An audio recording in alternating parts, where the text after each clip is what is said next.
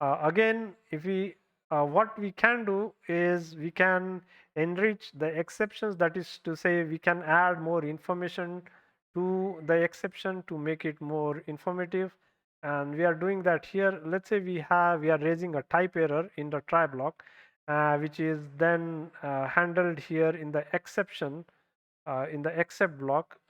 So what we can do is add node. So we can say e dot add underscore node. We can add some information here and some more information, and we could again raise the same error. So in the traceback down below, we see that uh, we have the type error, and then we have the description for that, and then we have these nodes that were printed.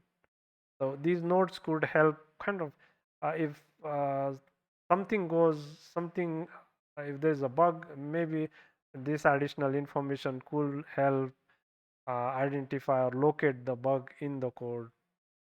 In this example, what we have is a function f that raises the OS error, and then we have initialized an empty list excs. Then we inside of the for loop we have the try except blocks, and after that we have a print statement. So the try function calls the the try block calls the function f that raises an OS error. Operation failed is the description.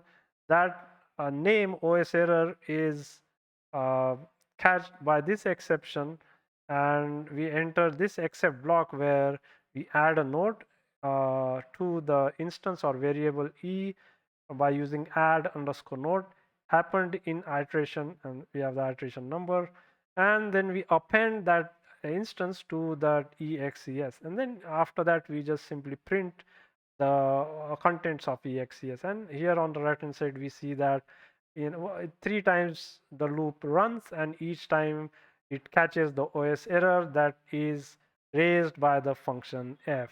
So that's the three iterations. Now what is different here is the same block, except there is a raise exception group written at the very last. We have some problems, and in this case again what happens is the first the print statement does run as excs as it did before, and this is the top line that we have.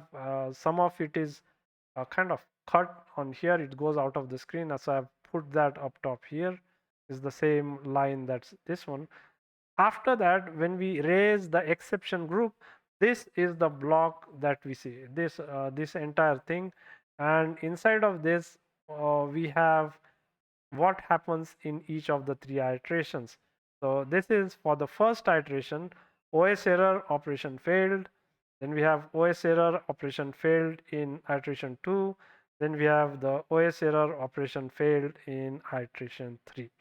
So what the exception group was able to do is group all the exceptions together, and see we say that in the traceback.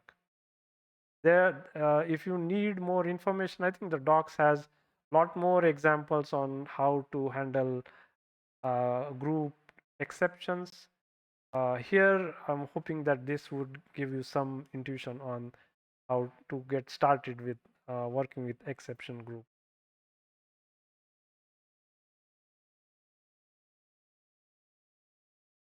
And that was it for this video. I hope in this video you got some intuition about how to handle exceptions in Python. We started out with syntax errors that are the parsing errors, and then the execution and the errors that happen during the execution of the code is the exceptions. We looked at several types of it. Uh, if you have any comments or suggestions, please do let me know in the comment section below.